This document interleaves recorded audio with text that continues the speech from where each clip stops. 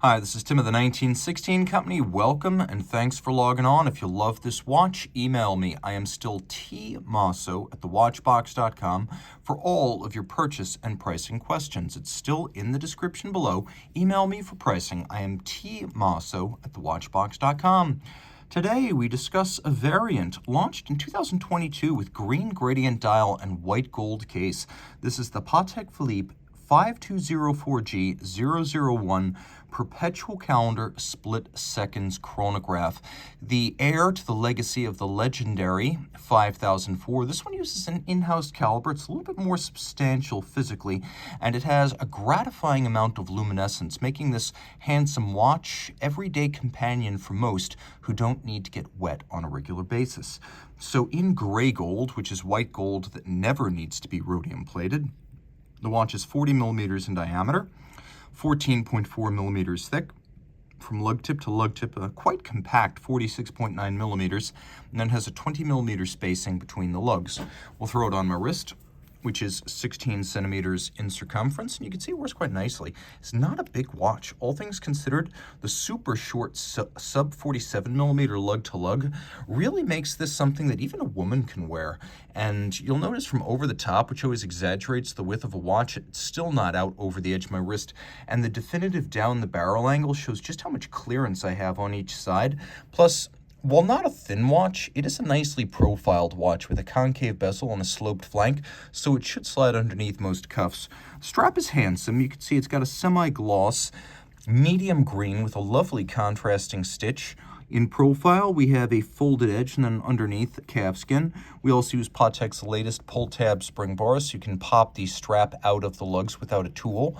And then we have a calatrava cross and the single fold white gold clasp one would expect on a watch of this echelon and status. You can see that there's a little friction fit mechanism inside that acts as a spring retention system, so it snaps shut and stays shut. Taking a quick look at the profile, you can see how far Patek case making has come since it first purchased case maker Atelier Réuni back in 1975. These are welded on lugs, an old school way of making a case where case and lugs are built separately. The lugs are inserted into a slot in the case flank, welded on, and then by hand all of the gathered metal material from the weld is removed to create these super sharp breaks between case and lug.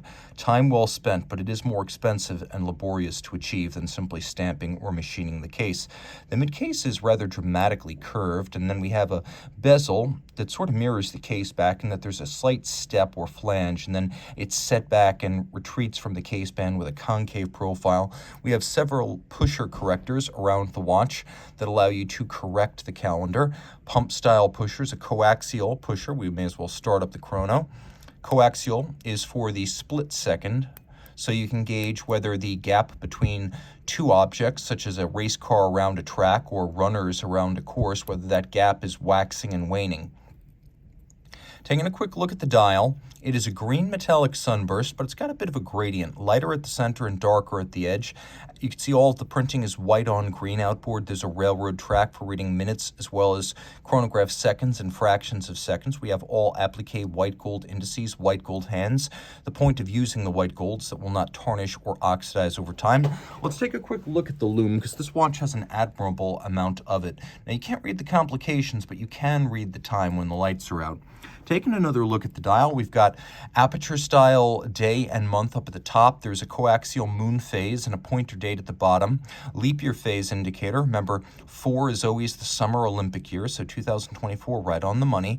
And then there's a day-night indicator. When it's blue, don't attempt to set the calendar using the pusher correctors. When it is white, you're in the clear to use the pusher correctors to set the perpetual calendar.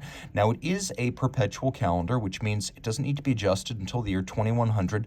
And this moon phase is actually a little bit different in the way it works. It's sensitive to adjustment interval. It is set and forget for just over 122 years in between corrections. Flip it all over. This is a version of Patek's in-house 29535, and it's all protected down to 30 meters, so dress watch water resistance. That is the only regard in which this otherwise very sporty watch isn't a sports watch. It is a very sporty dress watch. Now, it is a double column wheel. One is actually buried underneath the split seconds architecture, and then the other one, the primary one, in Geneva fashion, is capped with a black polished steel cap. We have a lateral clutch, and you could see that we have a little mechanism that clasps and stops that seconds hand. You could just see the instantaneous minute jumper jumping over at the crown's station. And you can see when I release the split, it jumps back to attention and catches up with the primary seconds hand. Now, when I do stop that split second hand, a decoupler mechanism, something used by very few and very elite watch brands on split seconds. The decoupler ensures that the overall watch doesn't slow down due to the drag created by the stationary seconds hand. So Lange and Patek, best known for using this decoupler mechanism, allowing the watch to avoid losing time and losing balance amplitude.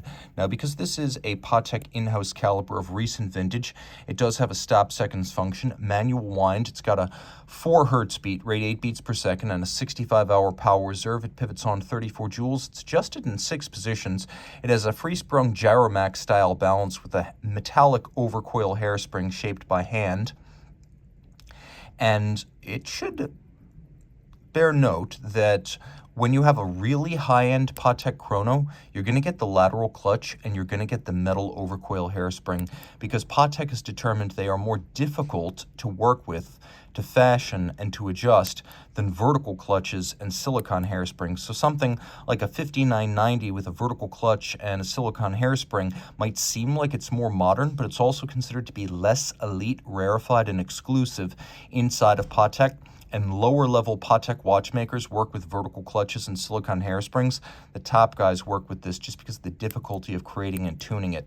The column wheel feel is world-class, as good as any Lange, as good as any boutique independent, and then the finishing is equally compelling. You can really see that the combination of steel components for the Chrono and then brass bridges and plates, all of them immaculately finished. There's an incredible depth effect to this movement that you don't always get on the automatic winding vertical clutch Patek Chronos. In particular, the springs used for the split second system are exquisitely thin and beautifully decorated on the relatively spare surface area. So this is one that is built slowly and carefully by Patek's best watchmakers. There is simply a lot to love. Reach out to Team Mosso at thewatchbox.com for purchase and pricing details.